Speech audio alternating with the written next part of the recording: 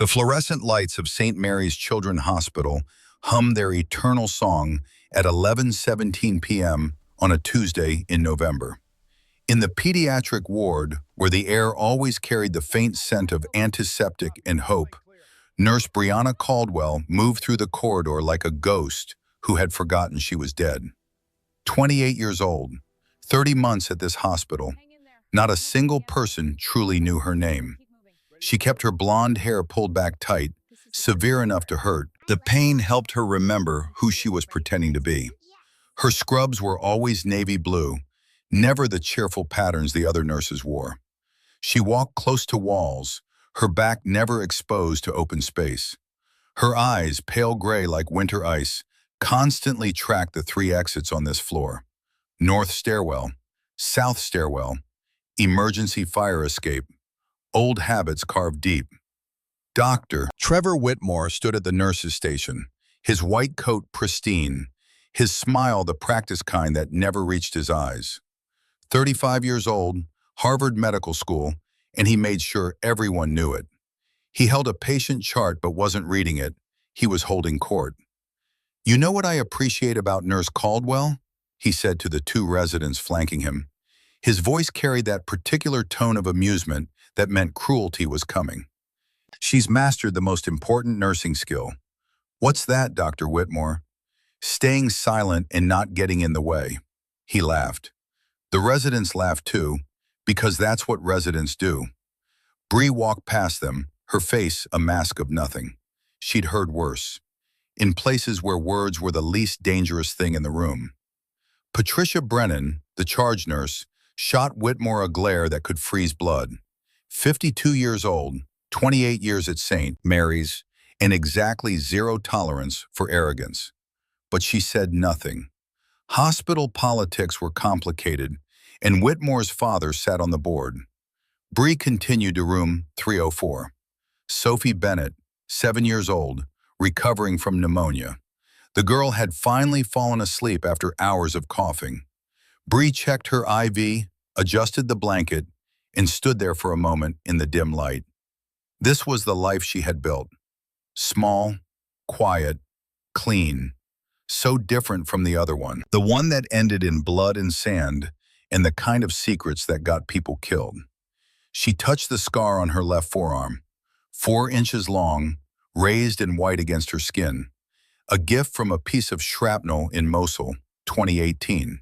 The kind of scar that made people ask questions, so she always wore long sleeves.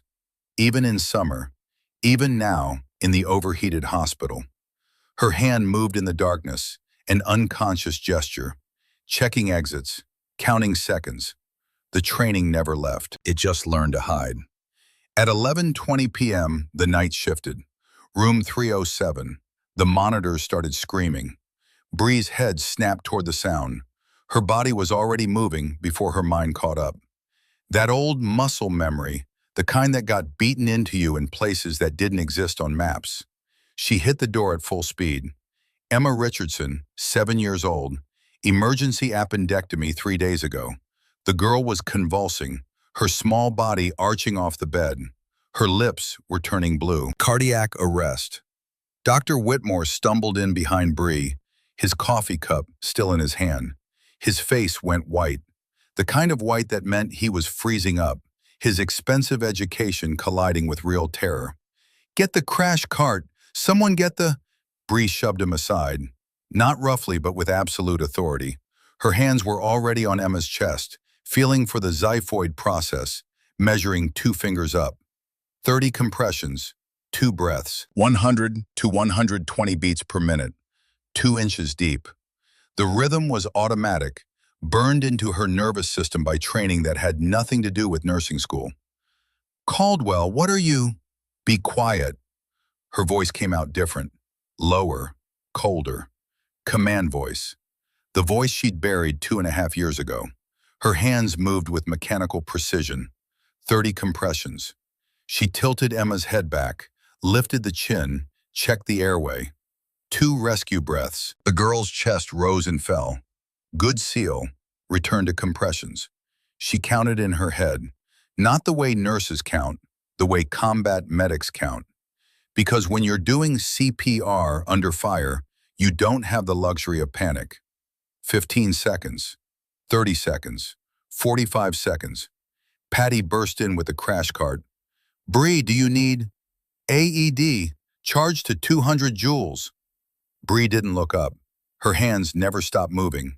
60 seconds, 70 seconds, 80 seconds. The AED powered up. Analyzing rhythm, stand clear. Bree pulled back, her eyes locked on the monitor. The line was chaos. Shock advised. Charging. The machine whined. Bree's hand hovered over Emma's chest, ready to resume compressions the instant the shock delivered. Clear. The girl's body jerked. The line jumped, then settled into something beautiful. Sinus rhythm. 82 seconds, start to finish. Emma's eyes fluttered open, confused, scared, alive. Bree stepped back, her hands shaking now that it was over. The adrenaline crash hit like a freight train. She turned away before anyone could see her face. The room was silent except for the steady beep of Emma's heart monitor. Dr. Whitmore stood frozen, his mouth open. His coffee cup had fallen to the floor, brown liquid spreading across the tile. He looked at Bree like she was something he couldn't identify, something that didn't fit in the taxonomy of his world. Where? His voice cracked. He cleared his throat. Where did you learn to do that? Bree pulled her stethoscope from around her neck, hands still trembling. She listened to Emma's chest. Lungs clear, heart strong. The girl was already drifting back to sleep, the body's mercy after trauma. Somewhere you've never been, doctor. She straightened up, her face returning to its usual mask. I'll chart this. You should probably clean up your coffee. She walked out. Patty followed her into the corridor. Bree, I've been doing this almost 30 years. I've never seen anything like that. It was just CPR, Patty. Like hell it was. That was combat medicine. That was... Patty stopped, studying Bree's face, really looking at her, maybe for the first time in 30 months. Who are you? Bree met her eyes. For just a moment, the mask slipped. For just a moment, Patty could see something underneath, something hard and sharp and dangerous. Then it was gone. I'm just a nurse, Bree said softly. That's all I am now. She walked away, leaving Patty standing in the corridor with questions she wouldn't get answers to. Not tonight. Maybe not ever. Bree made it to the supply closet before her hands started shaking for real. She pressed her back against the wall, the cool surface grounding her. Her heart was hammering, not from the CPR, from the exposure.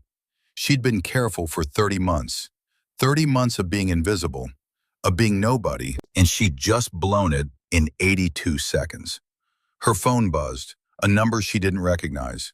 She almost didn't answer, but something in her gut twisted, and she'd learned a long time ago to trust her gut.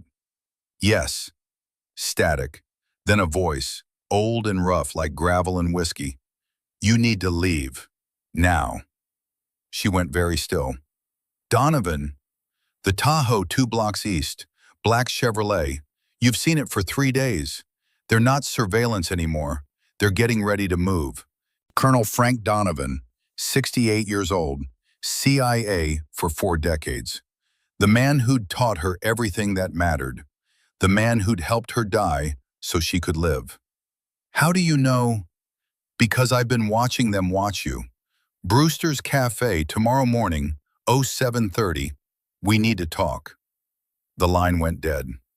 Bree stood in the supply closet, listening to the muffled sounds of the hospital. Emma Richardson's heart monitor, steady and strong.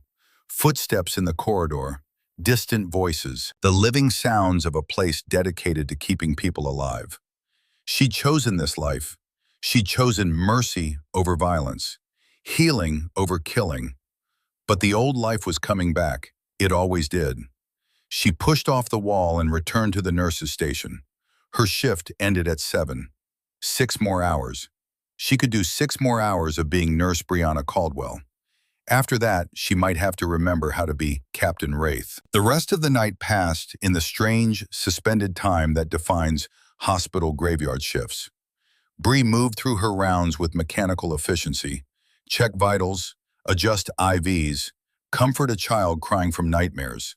The ordinary miracles of pediatric nursing. But her mind was elsewhere. Damascus. 5 years ago, April 2019. The mission they codenamed Ghost Protocol. She'd been 23 years old, too young for the weight they put on her shoulders. But youth and skill had made her valuable. And the CIA's Special Activities Division didn't care about age when they needed results. Task Force Wraith, 8 operators, the best of the best, deep black operations that officially never happened. Their target, Ambassador Thomas Arkwright, kidnapped by ISIS-K splinter cell in the ruins of eastern Damascus. 48 hours in captivity, the president wanted him back alive. The CIA wanted it done quietly. They'd gone in at 0300, Bree leading. 3 vehicles, 8 souls, and enough firepower to level a city block. The compound was a nightmare of collapsed buildings and rabid zealots who believed dying was winning. They'd fought through it, lost one man, Specialist Jonas Thorne, to an IED that wasn't on any of their maps. But they'd gotten Arkwright out. Jonas's twin sister Maya had screamed when they told her. The sound still haunted Bree's dreams. The hero's welcome lasted exactly 6 hours because Bree, doing her job, had searched Arkwright's belongings for intel and found the laptop and the encrypted files that weren't encrypted well enough. Arkwright wasn't a victim, he was a mole, selling classified intelligence to the SVR, Russian Foreign Intelligence, had been for 3 years. She'd reported it to Colonel Donovan. Expected arrests, expected justice. Instead, she got a private meeting with Deputy Director Kenneth Vale. 51 years old then, silver hair, politician smile. The kind of man who looked like he belonged in oil paintings. You did good work, Captain Caldwell, but you need to forget what you found. Sir, he's a traitor. He's an asset, a complicated asset, above your pay grade. He sold intelligence that got Americans killed. Vale's smile had frozen. Captain, this is an order. Forget the laptop, forget the files, or I'll help you forget permanently. She'd looked at Donovan, waiting for him to say something, to back her up. Donovan had looked away. That night, Donovan had come to her quarters. Pack a bag, light. You've got 2 hours. Colonel, I'm not running from... You're not running, you're dying. Car accident, 0400 tomorrow. Closed casket, I'll handle the paperwork. His voice had been rough with something that might have been grief. Vale doesn't make threats, Caldwell. He makes people disappear. If you stay, you're dead within a week. If you run without help, you're dead within a month. So you die officially, and you live unofficially, and maybe someday this gets fixed. What about the team? What about... I'll protect them as long as I can, but you're the one who saw the files. You're the primary target. Now move.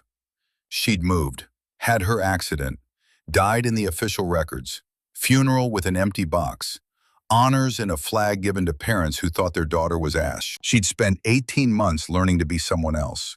Nursing school, new name, new history, a life built on lies. And for 30 months, it had worked. Until tonight. At 6:45 a.m., Bree clocked out.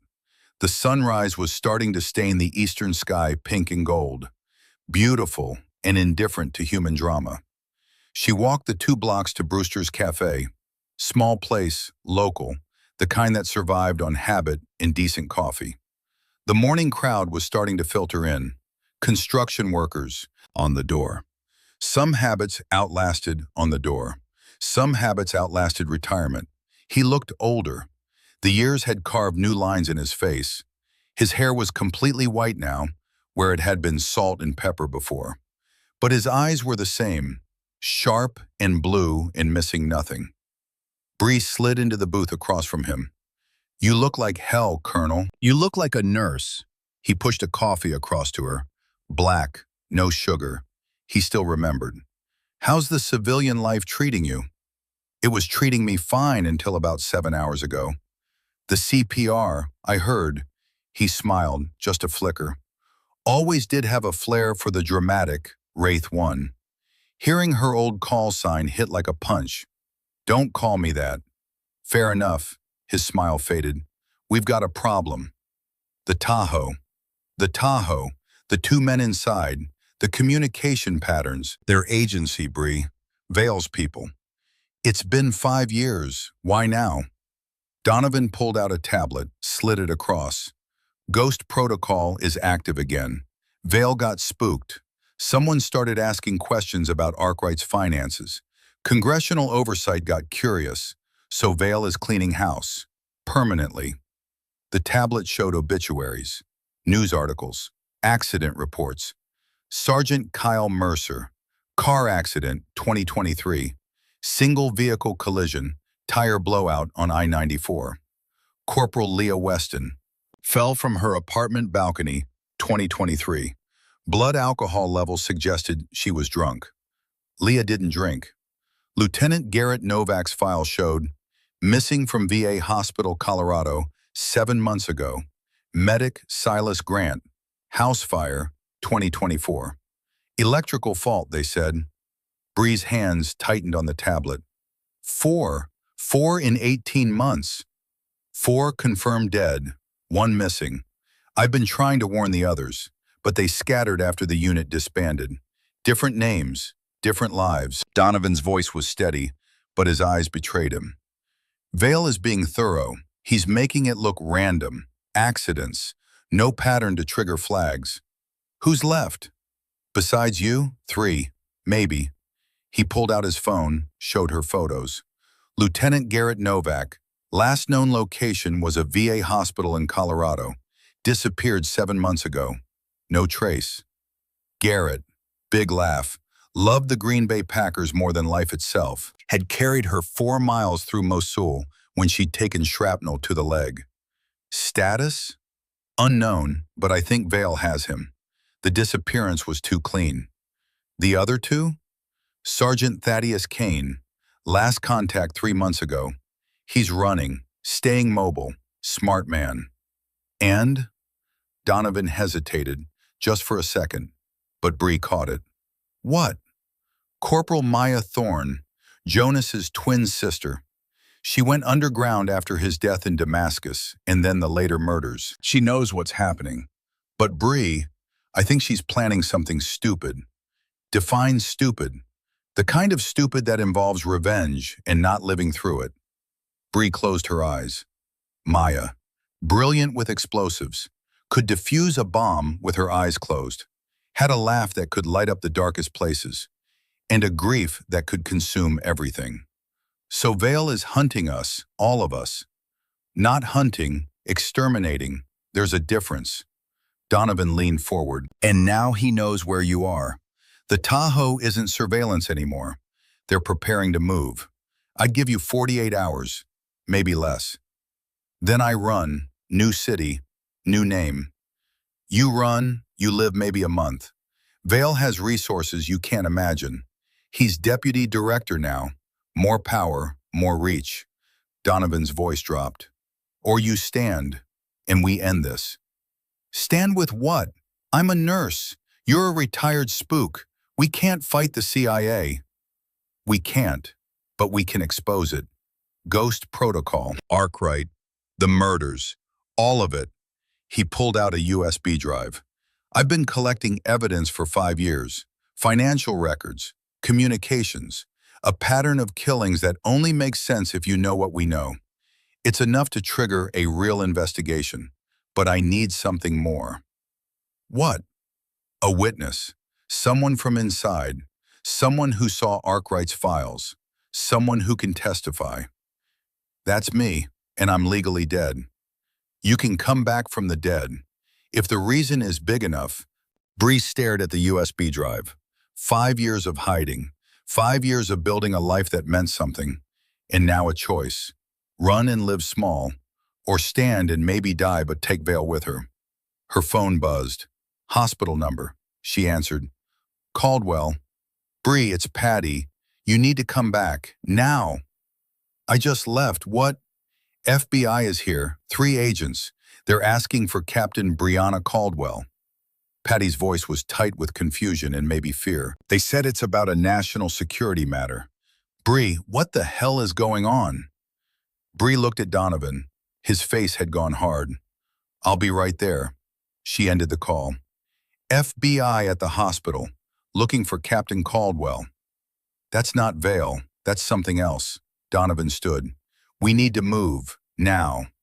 They left money on the table and walked out into the morning. The Tahoe was still there, 2 blocks east. But now Bree could see what she'd missed before. The way the men inside were positioned. The bulge under their jackets. The communication earpieces. Hunters waiting for the signal.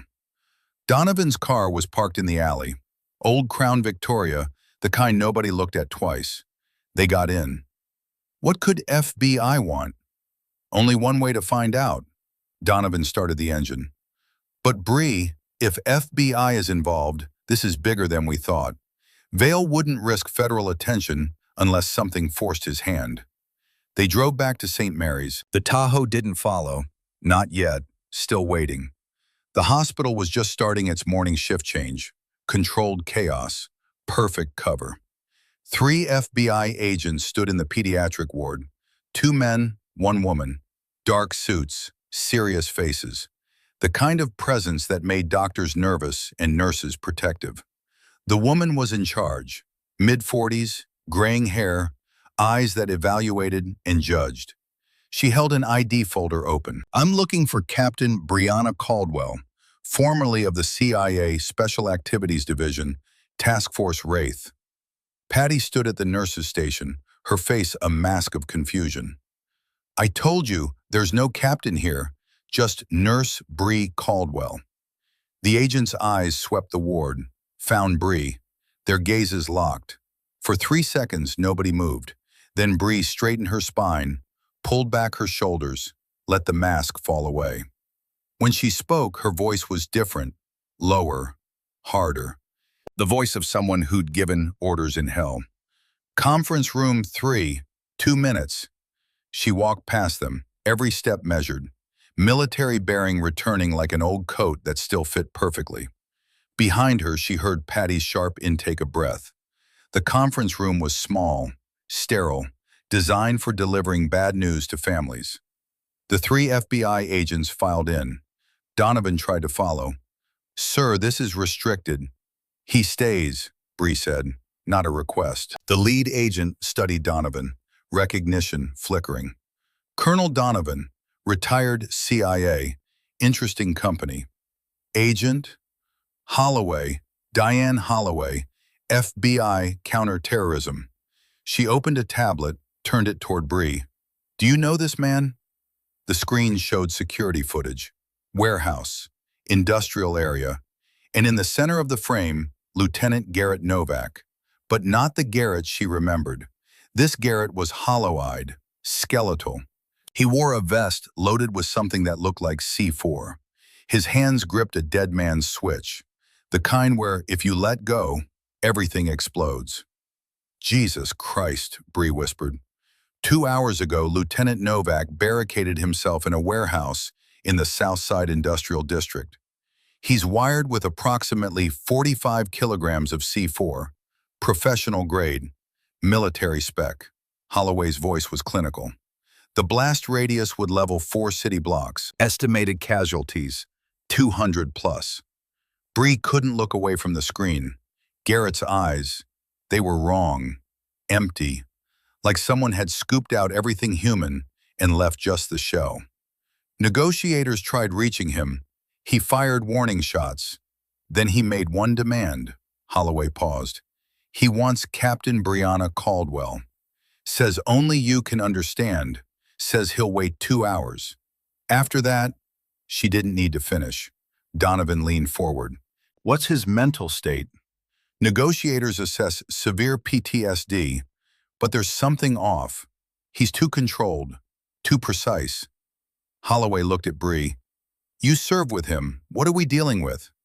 Bree watched the footage.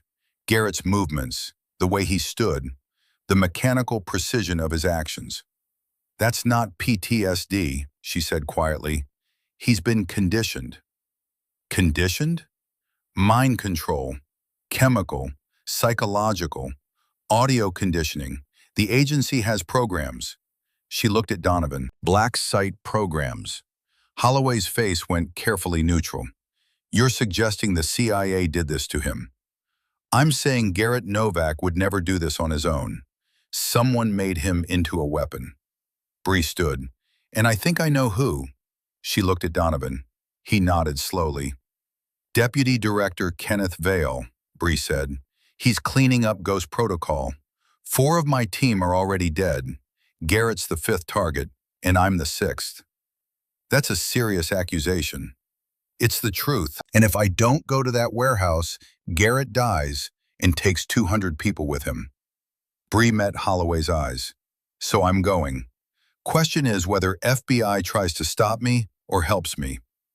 Holloway studied her for a long moment, then closed the tablet. We have SWAT on site, bomb disposal, snipers. But if you think you can talk him down, she paused. How sure are you this is mind control? 90%. And the other 10%?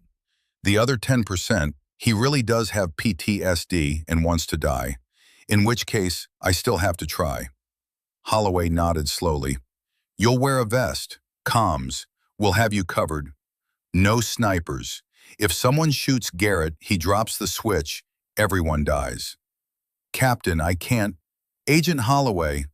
Bree's voice carried absolute command. This is my man, my team, my responsibility. No snipers. The 2 women locked eyes. Federal authority versus military certainty. Finally, Holloway nodded. No snipers, but you wear the comms. And if things go sideways, my people move. Understood? Understood. Bree turned to Donovan. I need you to stay here, monitor the frequency. If something happens to me, then I finish it. He gripped her shoulder. Bring him home, Captain. She nodded, let herself feel it for just a moment. The weight of command, the responsibility of leadership, all the things she'd tried to bury for 30 months. Then she pushed it down and became what she needed to be. A weapon aimed at saving lives instead of taking them. She walked out of the conference room. Patty stood in the corridor, arms crossed, face set. You lied to me. Yes. For 30 months. Yes. Were you ever really just a nurse? Bree stopped, looked at this woman who'd been kind to her, who'd covered her shifts when she needed space, who'd never asked the questions she had every right to ask. For 30 months, Bree said softly, I was exactly what I appeared to be. A nurse. Someone trying to save lives instead of end them. That wasn't a lie, Patty. That was a hope. And now? Now I have to go save someone who saved me once. She paused. I'm sorry for the deception, for everything. Patty's face softened slightly. Bring him back, whoever he is. Whatever he's done, bring him back.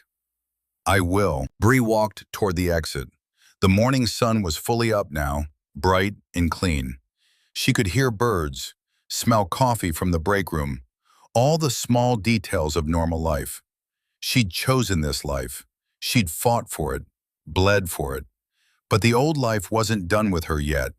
And maybe, just maybe, she wasn't done with it either. The FBI vehicles were waiting outside. Holloway handed her a Kevlar vest, communication earpiece. It felt familiar in a way that made her chest ache. Rules of engagement? Bree asked. Talk him down. If you can't, we go in. How long do I have? Holloway checked her watch. 97 minutes before his deadline. 97 minutes to save a man's life, to stop a bomb, to keep 200 people breathing. Just another Tuesday for Task Force Wraith. Except it wasn't, because Wraith was dead. Because this was supposed to be over.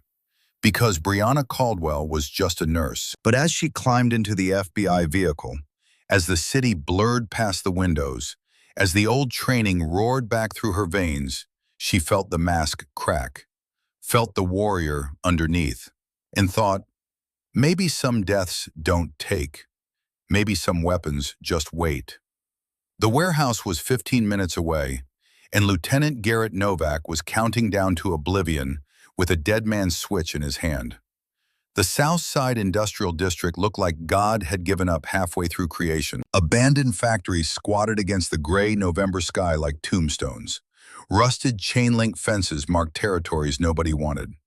The warehouse where Garrett Novak was preparing to die sat in the center of this urban wasteland, a three-story concrete box with windows like dead eyes. FBI had established a perimeter 3 blocks out. SWAT teams crouched behind armored vehicles. Bomb disposal units checked and rechecked their equipment. A helicopter circled high above, far enough to avoid spooking the target. 200 officers, all focused on one man with a switch.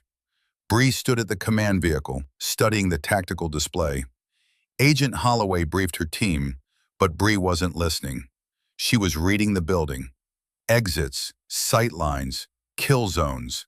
The old language of violence that she'd tried to forget. Donovan stood beside her, his face carved from stone. He'd changed into tactical gear, borrowed from FBI. 68 years old, and still moving like he could fight wars. Layout? He asked quietly. Main floor, open plan. Used to be a distribution center. Garrett will be central, maximum coverage. He'll have rigged the supports. Bree pointed to the schematic. C4 here, here, and here. Classic demo pattern. Brings the whole structure down. He trained under Jonas Thorne before Jonas died in Damascus. Best demo expert we had. I know. Bree's voice was flat. Which means if he wants this place to come down, it comes down. Holloway approached holding a radio. Captain Caldwell, we've got thermal imaging. One heat signature, center of the main floor. No movement for the last 20 minutes. He's waiting. Any communication? None since the initial demand. He knows we're here. He's not worried. Holloway paused. My tactical commander wants to go in. Flashbangs, fast rope from above. Take him before he can react. He'll react, and 200 people die. Bree took the radio. I'm going in, alone. Captain, I can't authorize. You already did, the moment you called me. Bree adjusted her vest, checked the earpiece. 93 minutes, let's not waste them. She started walking before Holloway could argue. Donovan fell in beside her. Colonel, you need to stay here. Not a chance. Donovan, you walk in there alone. Vale wins even if you save Garrett. 2 birds, 1 bomb. His voice was granite. I'm going to the secondary position. Overwatch. Not to shoot, to watch your back. Bree wanted to argue, but he was right. Vale was out there somewhere, watching, waiting. Fine, but you stay outside. This is my play. Your play, he agreed. My covering fire if it goes wrong. They walked through the perimeter. Officers stepped aside. Some watched with respect, others with pity. The look people give those walking towards certain death. The warehouse loomed larger with each step. Broken pavement crunched under Bree's boots. The wind carried the smell of rust and rot and old rain. It smelled like every war zone she'd ever seen. Abandonment and entropy. She stopped 50 feet from the main entrance. The door was steel, scarred with age. Closed but not locked. An invitation. Bree keyed her radio. Wraith 1, entering primary target zone.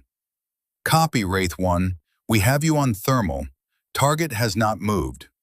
She took a breath, let it out slow. The fear was there, cold in her stomach.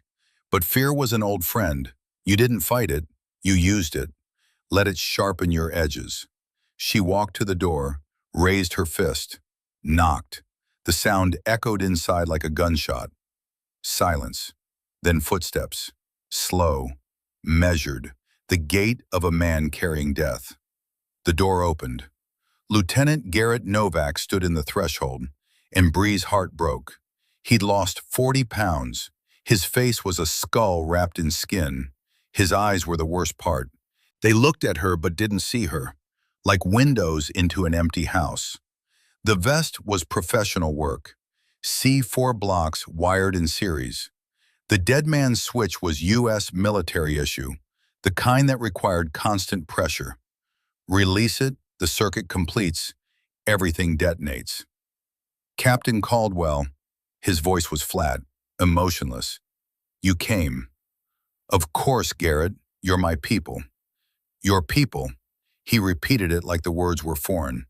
Yes, Task Force Wraith, Wraith 2, service number 748291047. The recitation was mechanical, rehearsed, wrong. Can I come in? He stepped back without answering. Bree entered. The warehouse interior was a cathedral of decay. 50-foot ceilings, broken skylights letting in gray light, and in the center, Garrett had built his shrine to destruction. 6 additional C4 charges, placed with expert precision on the main support columns. Det cord running in a web pattern, a central detonator connected to his vest. If the dead man's switch failed, he had a backup trigger. Professional redundancy. Bree walked slowly, hands visible. Her eyes tracked the setup while her mouth talked. Garrett, it's been a long time. 5 years, 2 months, 14 days. Too precise. Normal people didn't count like that. You remember, she said carefully. I remember everything, Captain. Every mission, every kill, every face. His eyes finally focused on her, especially the faces. What happened to you, Lieutenant? I woke up. His hand tightened on the switch. From the lie, from the story they told us, that what we did mattered, that we saved lives. We did save lives. We took lives. His voice rose slightly, the first crack in the monotone. Damascus, Mosul, Kandahar. We were killers with flags, murderers with medals. Bree edged closer, 20 feet away. You saved 12 hostages in Damascus. You carried me 4 miles in Mosul when I was bleeding out. You are not a murderer. Aren't I? He tilted his head and the gesture was wrong, too mechanical. What about the boy? Bree went still. What boy? You don't remember. Of course you don't. Commanders don't remember the small casualties. His lips pulled back in something that might have been a smile once. Mosul, the house where you took shrapnel. There was a boy, 14 years old. He had a rifle. I shot him. He was armed. He was a combatant. He was a child with a gun someone gave him. He was crying when I pulled the trigger. Did you know that, Captain? He was crying. Bree's chest tightened. She hadn't known. She'd been busy bleeding, focused on her own survival. Garrett, war is... Don't. His voice went cold again. Don't tell me war is hell. Don't tell me it was necessary. I've heard it. From the therapists, from the chaplains, from everyone who wasn't there pulling the trigger. Bree keyed her radio, hidden in her vest. Tapped twice. The signal for subject responsive but unstable. Need time. She took another step, 15 feet. Then tell me what you need. I need it to stop. His hand trembled on the switch. Just slightly. The dreams, the faces, the weight. I can't carry it anymore, Captain. I'm so tired. Then let me help you put it down. You can't. He shook his head. Nobody can. Vale taught me that. Every nerve in Bree's body went electric. Vale? Deputy Director Kenneth Vale. He came to me at the VA hospital 7 months ago. Garrett's voice took on a strange, distant quality. He said he could help, said he had a program for soldiers like me. Bree's mind raced. What kind of program? I don't remember. I remember going with him. I remember needles, lights, voices. His eyes lost focus. And then I woke up, and everything was clear, so clear. Clear how? I understood. What we are, what we did. The guilt isn't a burden, Captain. It's the truth. The weight is the only honest thing we have left. Bree's earpiece crackled. Holloway's voice, tight with urgency. Caldwell, we're picking up additional signals. Bluetooth frequency, 2.4 gigahertz. Source is the target. Bree's eyes narrowed. She circled slowly, studying Garrett. There, his left ear, a faint discoloration, not natural. Garrett, do you have an earpiece? Earpiece? In your ear. Do you feel anything? His hand moved toward his ear, then stopped. I don't. The confusion was real. Whatever Vale had done, Garrett wasn't fully aware of it. Bree pulled out her phone, activated the RF scanner app, swept it toward Garrett. The reading spiked.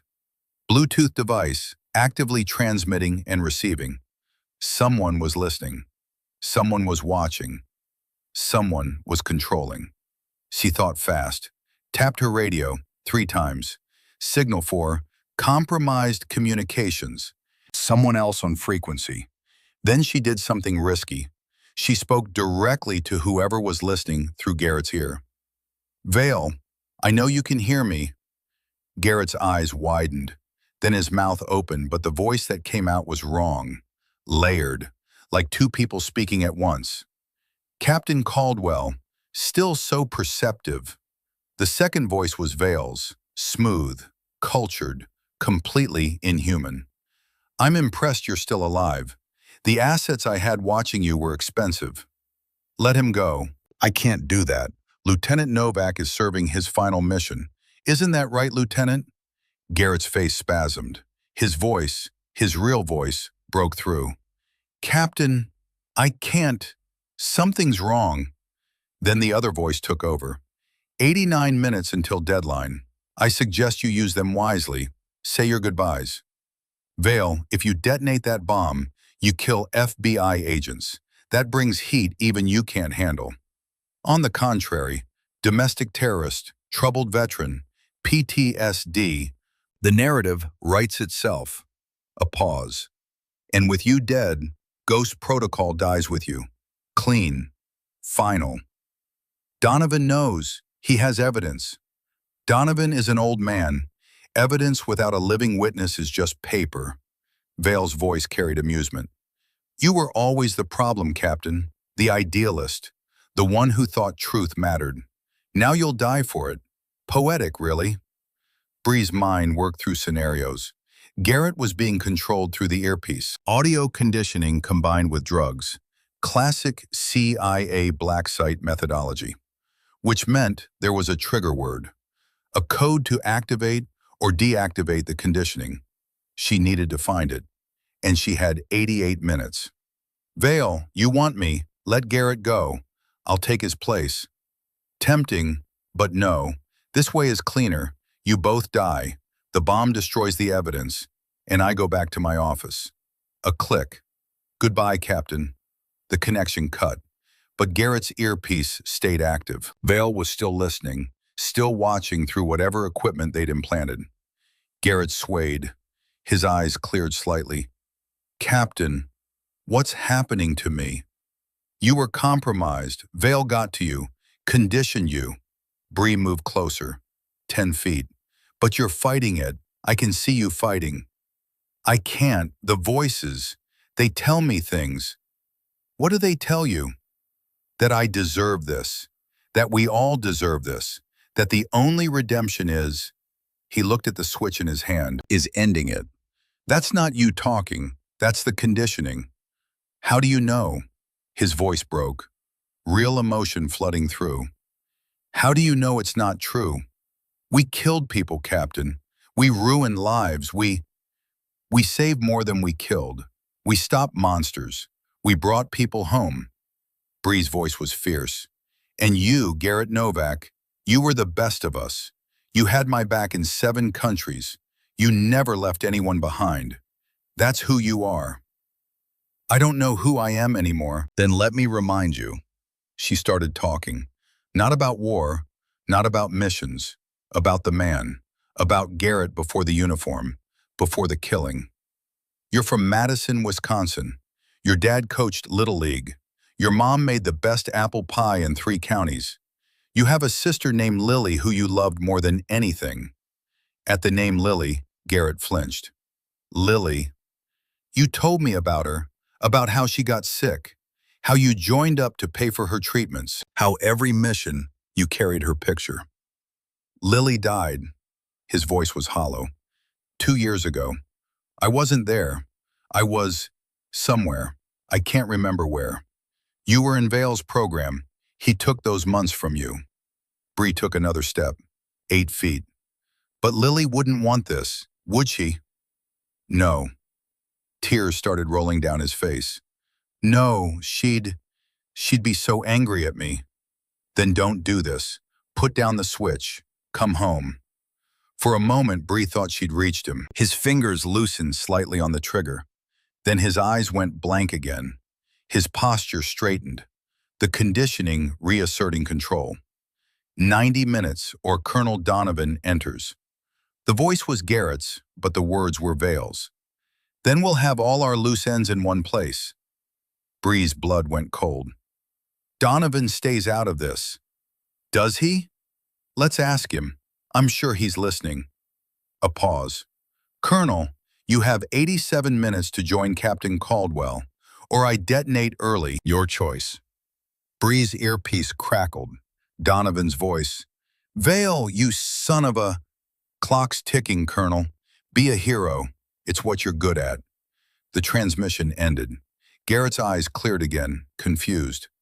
What? What just happened? Vale is forcing Donovan to come in. It's a trap. I don't understand. I can't think clearly. Bree's radio squawked. Holloway. Caldwell, Colonel Donovan is moving toward your position. We can't stop him without compromising the operation. Copy that. Bree looked at Garrett. Listen to me. We're going to get through this. But I need you to fight the conditioning. When you hear Vale's voice, you resist. Can you do that? I'll try. It wasn't confidence, but it was something. 2 minutes later, the door opened again. Colonel Frank Donovan walked in, hands visible, no weapons. He looked at Garrett, then at Bree. Couldn't let you have all the fun.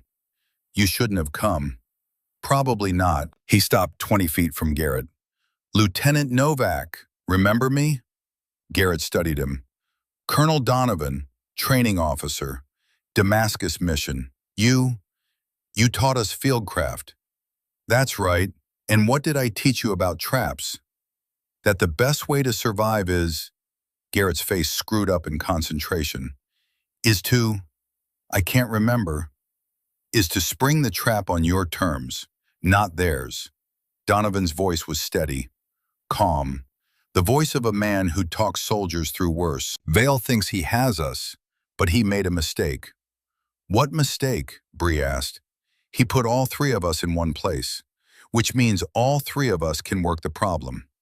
Donovan pulled something from his pocket, a small device, no bigger than a phone. RF jammer, short range, about 20 feet. It'll cut the Bluetooth signal to Novak's earpiece. You jam the signal, Vale might remote detonate. Might, but I don't think so. He wants to watch, wants to hear us beg, which means the jammer buys us time to work. Bree looked at Garrett. If we cut Vale's connection, the conditioning might break, or it might lock in. Garrett, do you understand? Garrett's hands shook on the switch. Do it, please. I don't want to hurt anyone. I don't want to... Activate the jammer, Bree ordered. Donovan hit the switch. The device hummed, inaudible but active. Electromagnetic noise flooding the local spectrum. For 5 seconds, nothing happened. Then Garrett gasped. His eyes rolled back. His body went rigid. Garrett! Bree lunged forward, catching him before he fell. The dead man's switch stayed compressed in his grip, but barely. His whole body was seizing. He's fighting it, Donovan said. The conditioning is trying to reassert without external input. His brain is at war with itself. Garrett's eyes snapped open, focused on Bree. Captain, the codes. What codes? Vale made me memorize codes. His voice was strained. The bombs, the real bombs. There are more bombs? Not on me. In the building, he gasped. Vale planted them 6 hours ago. Before I got here, he knew you'd come. Bree's stomach dropped. Where? Columns, support columns, 2 devices, 20 kilograms each, digital locks. His eyes cleared slightly. I'm not the bomb, Captain. I'm the distraction. Donovan was already moving, pulling out a portable metal detector. He swept the nearest column. The detector screamed. Confirmed. Device detected. He moved to the next column. Same result. 2 bombs, separate from Novak's vest. Bree keyed her radio. Holloway, we have additional devices. 2 charges, 20 kilograms each, support columns. We need EOD in here now. Negative. We send people in. Vale might detonate. He's going to detonate anyway. We have, she checked her watch, 82 minutes. EOD takes 40 minutes minimum to assess and disarm 2 devices. Then we're doing it ourselves. Bree looked at Donovan. You still remember your demo training? It's been 30 years, but yes. Good, because we've got 2 bombs and not enough time. Garrett struggled to sit up. Captain, I remember the codes. Valet made me memorize them, but I can't access them clearly. The conditioning is blocking you. Yes, but there's a way. There's always a way. He closed his eyes. You need to trigger a strong memory, something that breaks through the blocks. What kind of memory? Pain, fear, joy, something chemical. His eyes opened. Hit me. What? Hit me. Hard. Adrenaline breaks through conditioning. It's a flaw in the program. Bree hesitated, then understood. She drew back and slapped Garrett across the face, hard enough to rock his head back. He gasped, and his eyes cleared. The codes. First bomb, 041019. Second bomb, he struggled. I can't. Ghost protocol. The date, April 10th, 2019. Bree gripped his shoulders. What format? American. Month, day, year. 041019. That's the first code. What's the second? Garrett's eyes unfocused again, the conditioning reasserting. I don't. Garrett, focus. What's the second code?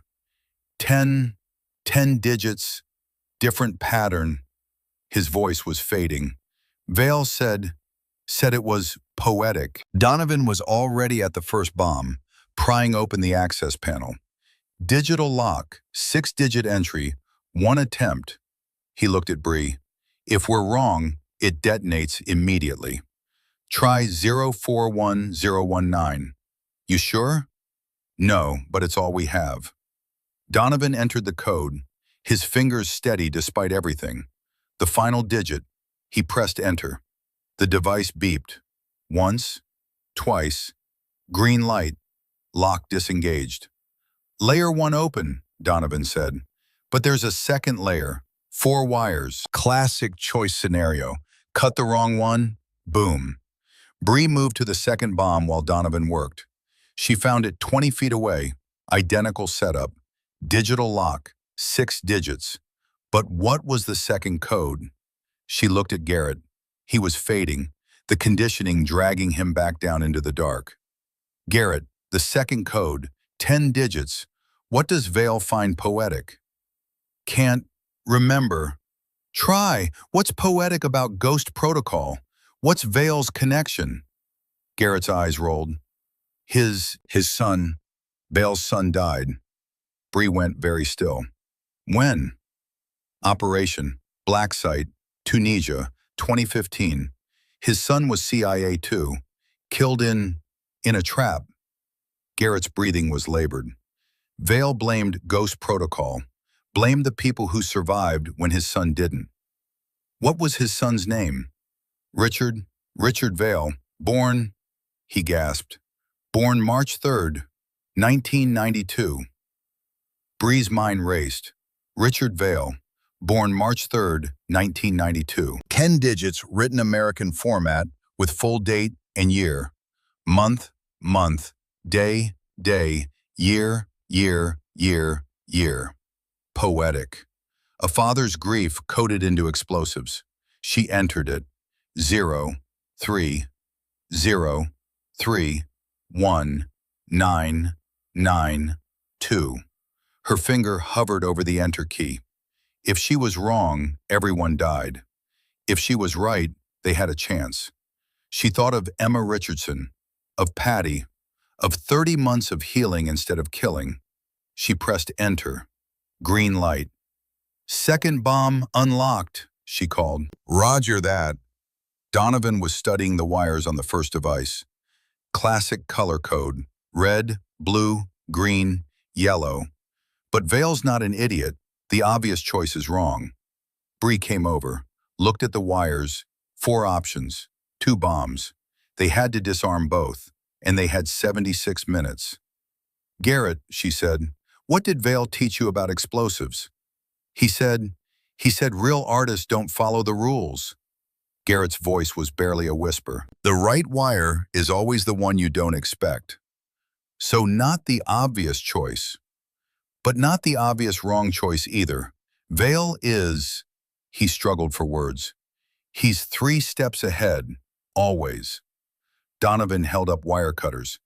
We need to choose, now. Bree stared at the wires. Red, blue, green, yellow, the classic demo pattern. Red was always wrong.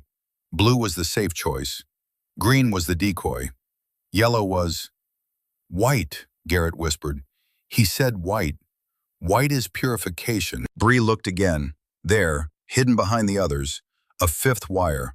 White, almost invisible against the device casing. Cut the white wire, she said. That's not standard. If you're wrong, cut it. Donovan positioned the cutters, took a breath. Cut. Nothing happened. Then the device beeped. Deactivation sequence initiated. The charges went inert.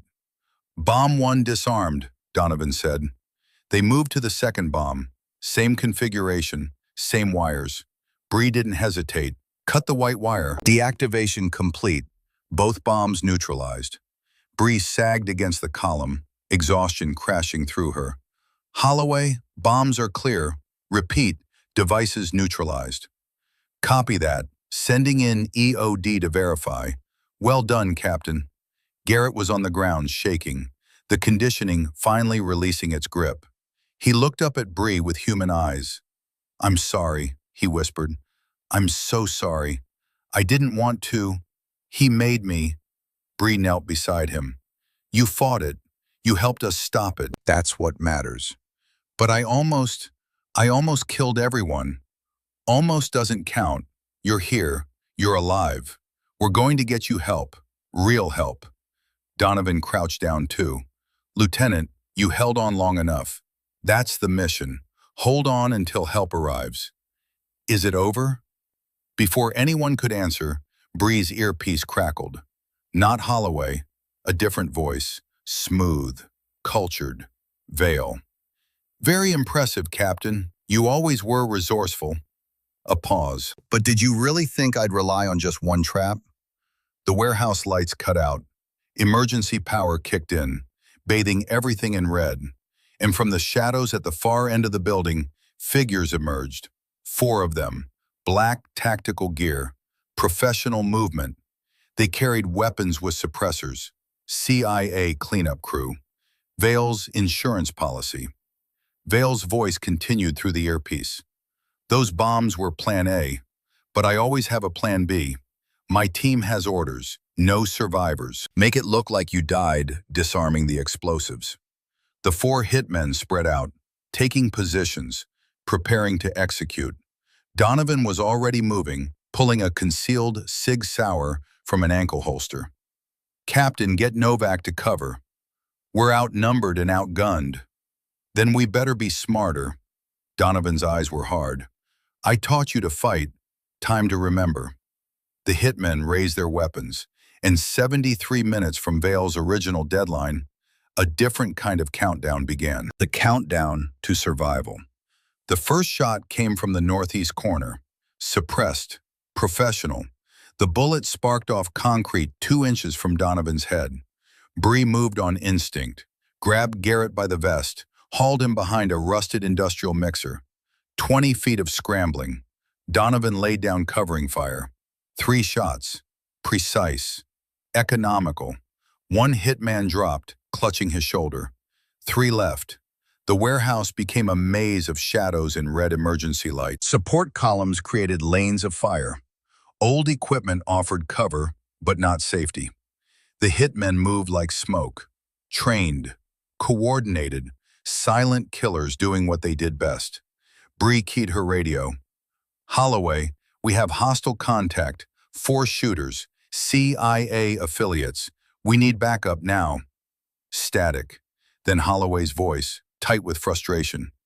Negative. Someone's jamming our frequencies. We can hear you, but we can't get clean authorization to breach. Political complications. Vale has people inside FBI. We're being executed in here.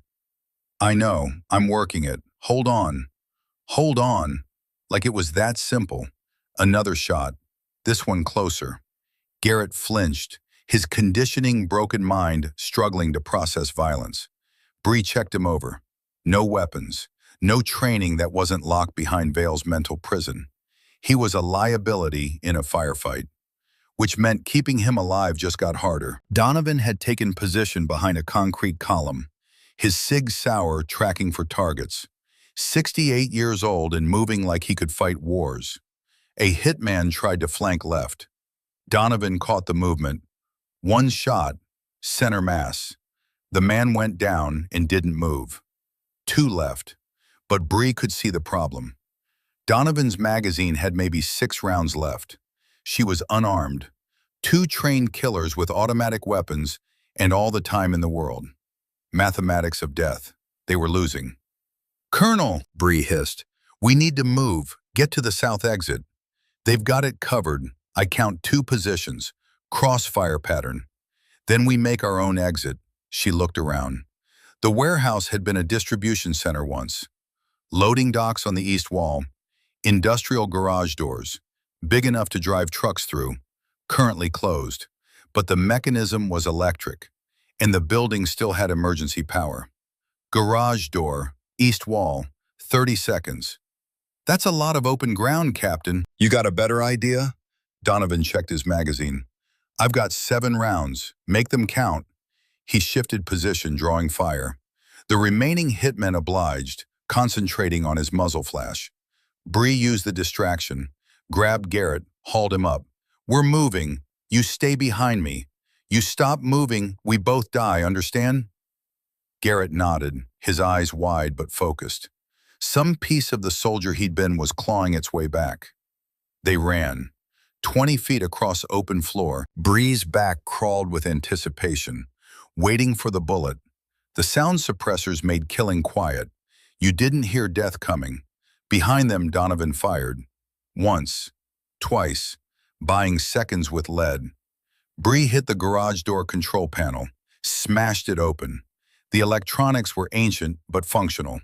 She crossed 2 wires. Sparks flew. The door groaned and started rising. A bullet struck the panel, 6 inches from her head. She dove left, pulling Garrett down. The door was halfway up, enough space to slide under. Maybe. Colonel, exfil ready.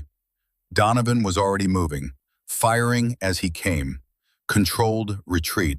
1 round left. The hitmen emerged from cover. 2 professionals who decided enough was enough. They raised their weapons. MP5 submachine guns, 30-round magazines. Death in efficient German engineering. Donovan fired his last round. Didn't hit, just made them flinch. Bought 2 seconds. He slid under the rising door like he was stealing home plate. Bree and Garrett right behind him. They rolled into the loading area. Gray November light and cold air and the smell of freedom. Behind them, footsteps. The hitmen weren't stopping. They came through the door at tactical speed, professionals finishing the job. But outside was different. Outside was FBI jurisdiction. And Agent Diane Holloway had run out of patience. Federal agents, drop your weapons! The 2 hitmen froze. found themselves in the center of 20 rifles. SWAT had moved in the moment the door opened. Red dots painted their chests like Christmas lights. For a moment, nobody moved. Then one hitman's hand twitched toward his weapon. Holloway's voice cut through the air like a blade. "Do it and die. Your choice." The hitmen looked at each other, did the math.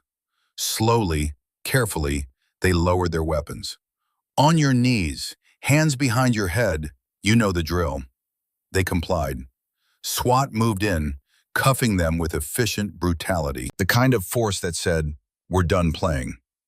Holloway walked over to where Bree, Donovan, and Garrett sat against the warehouse wall. Her face was carved from stone. "Captain Caldwell, Colonel Donovan, you want to explain why 4 CIA contractors just tried to execute you in my operation?" "Deputy Director Kenneth Vale," Bree said. Her voice was steady despite the adrenaline crash. "He's cleaning up witnesses to Operation Ghost Protocol. We're the evidence he wants buried." "You have proof?" Donovan pulled the small recording device from his vest. Every word, Vale's voice, his confession through Novak's earpiece, orders to kill, all of it. Holloway took the device like it was a live grenade. "If this is real, it's real, and it's enough to bury Vale and everyone connected to Ghost Protocol. Then we need to move, fast. Vale has reach. If he knows what we have." She looked at her team.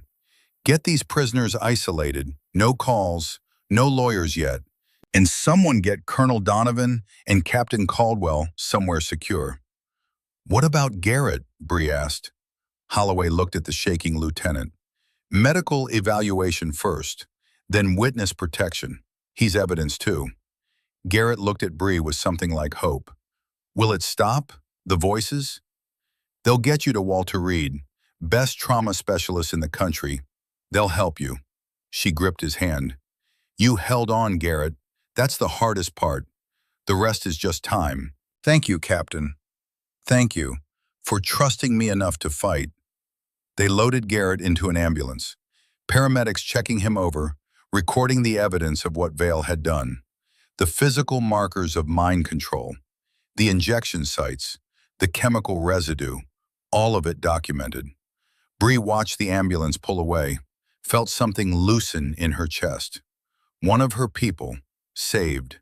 Not whole, not yet, but alive.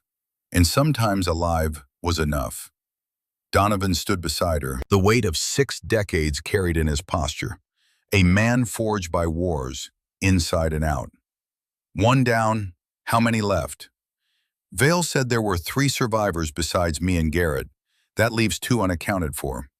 Sergeant Thaddeus Kane and Corporal Maya Thorne, if they're even still alive. They are. Kane contacted me 3 months ago. Encrypted message. He's running, staying mobile. Smart. Donovan paused. But Maya, she's not running. She's hunting. Hunting what? Vale. She wants revenge for her brother. Jonas was her twin.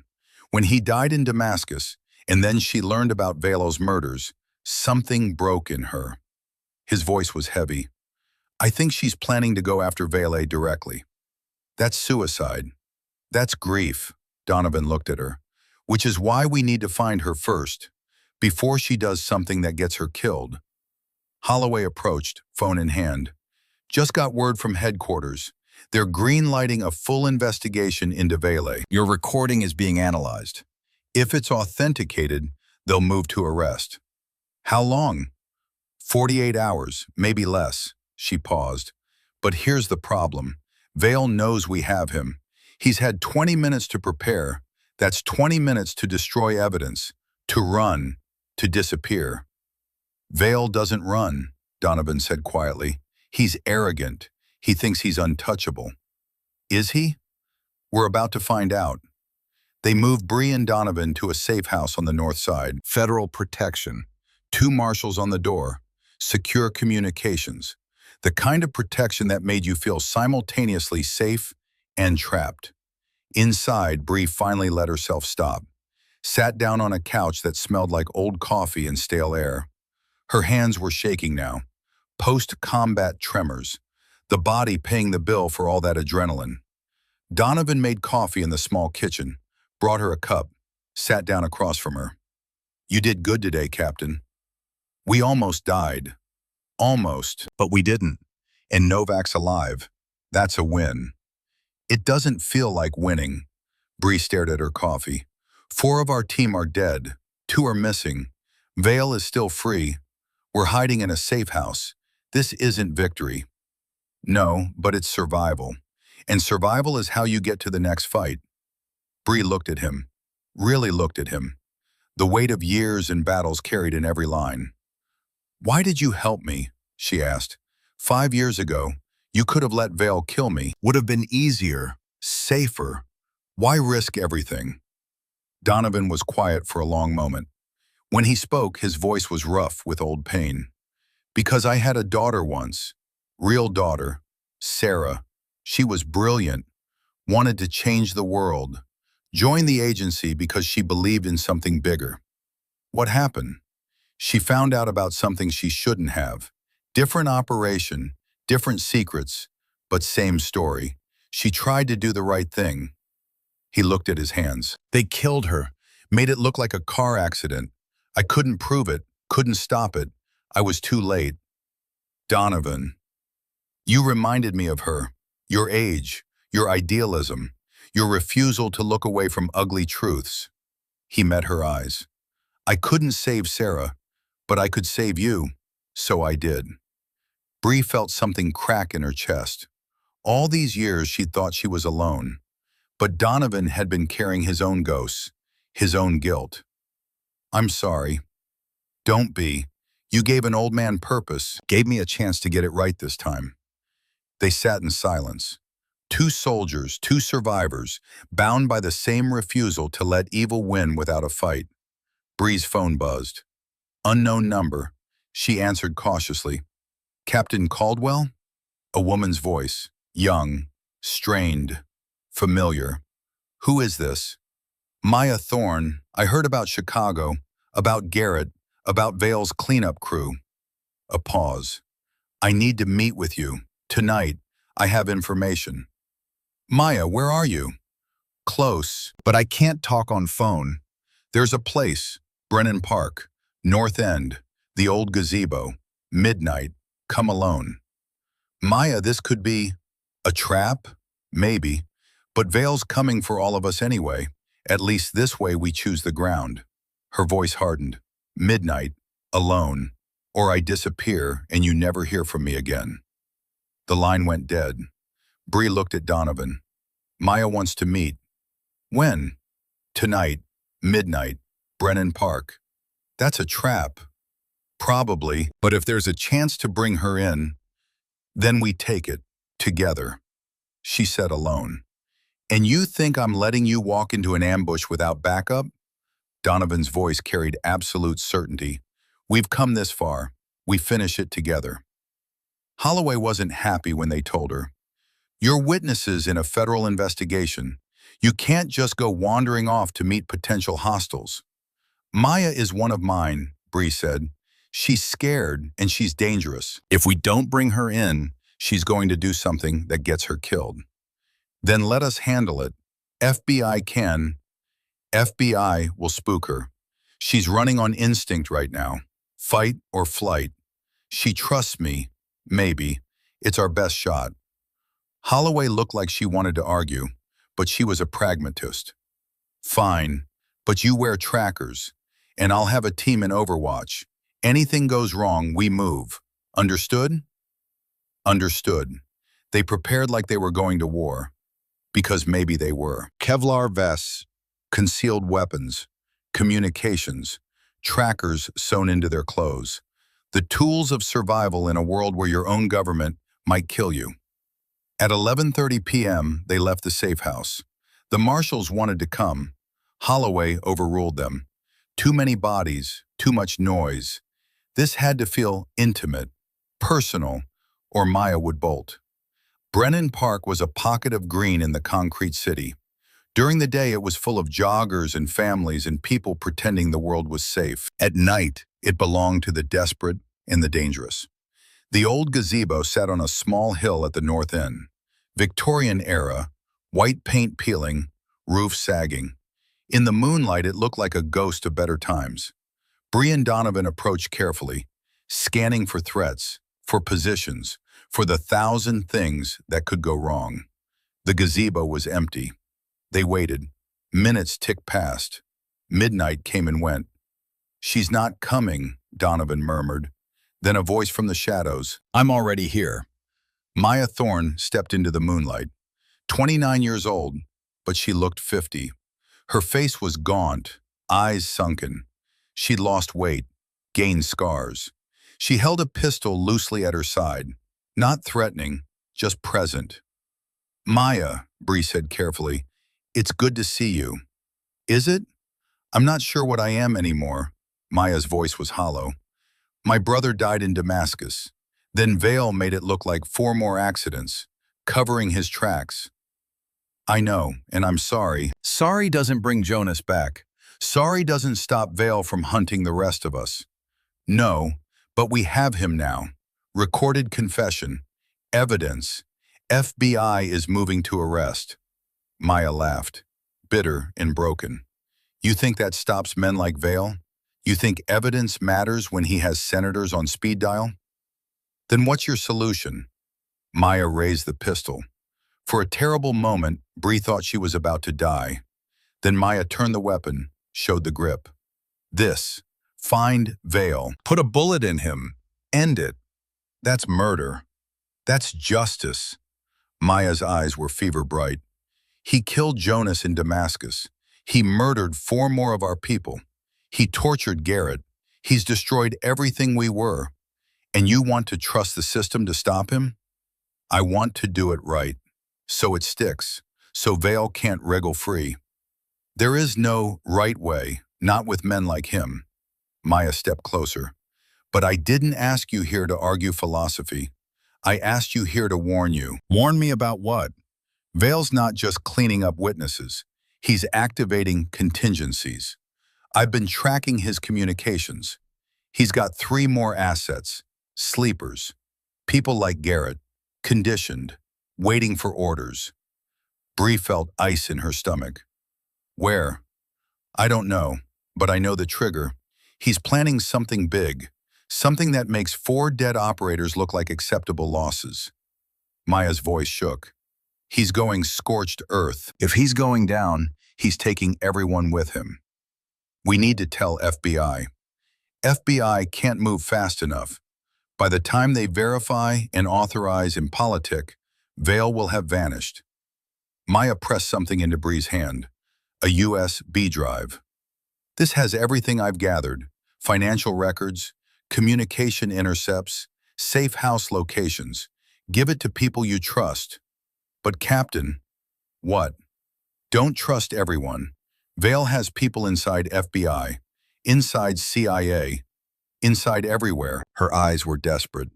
"He's a cancer, and you don't negotiate with cancer. You cut it out."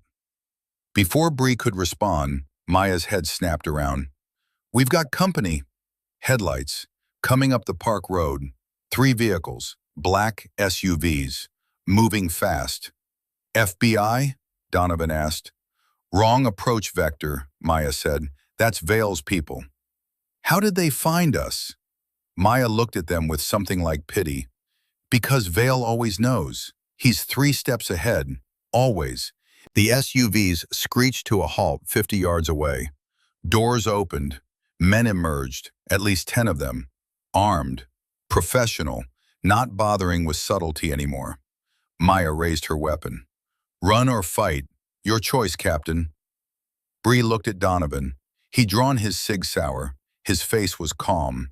The face of a man who'd always known how this would end. Then new headlights.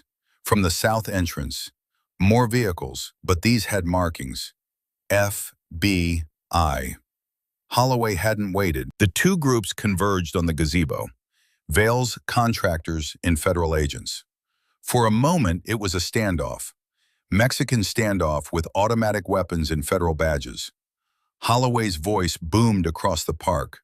Federal agents! Everyone lower your weapons, now!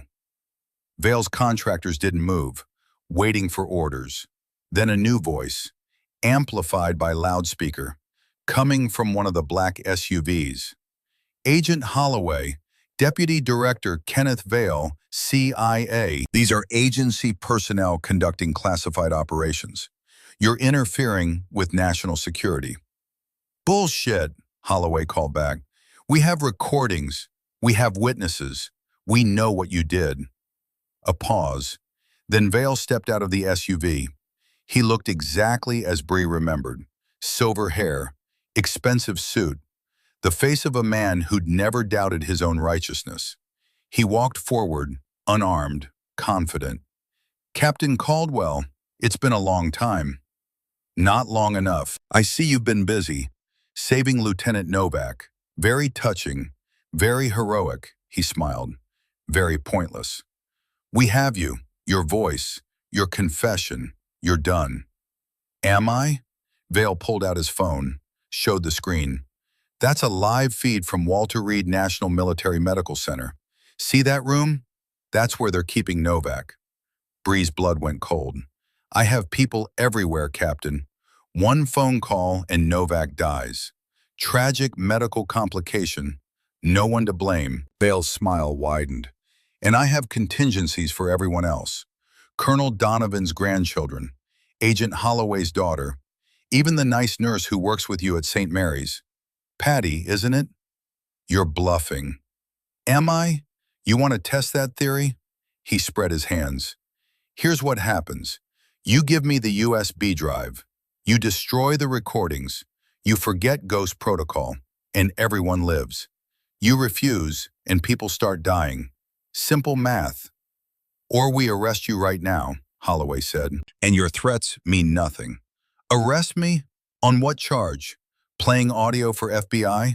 The recordings could be faked. Probably are. Deep fakes are very convincing these days. Vale's voice was smooth. And I have 20 senators who'll swear I was in Washington during the events in Chicago. You think you have me, but all you have is noise. He was right. Bree could see it. Vale had built his defenses too well. Even with evidence, even with witnesses, he had escape routes, had leverage, had the kind of power that bends the law instead of breaking it. You can't win, Vale said softly. You never could. I'm the system, and the system protects its own. For a moment, Bree believed him. For a moment, the weight of it all seemed impossible to carry. Then Maya Thorne laughed. You talk too much, Vale. She raised her phone. On the screen, a live video feed of this conversation, streaming to multiple locations, news agencies, congressional oversight, the Attorney General's office, intelligence committees. I've been recording everything, Maya said. Audio and video, your face, your threats, your confession. And it's already gone out to people who can't be bought, can't be threatened. Public record now. Vale's face went white. You can't. Already did. You wanted to talk? Congratulations. The whole world just heard you. Maya's smile was savage. You lose. For a moment, nobody moved. Then Vale's hand went to his jacket, going for a weapon. A last, desperate move. Donovan shot him. Not to kill, in the leg. Vale went down screaming. His contractors raised their weapons, but FBI was faster. Red dots painted them. The math changed. They lowered their guns. Holloway's team moved in, cuffing Vale while he bled and cursed. Reading him his rights, making it official. It was over. Vale was right about one thing.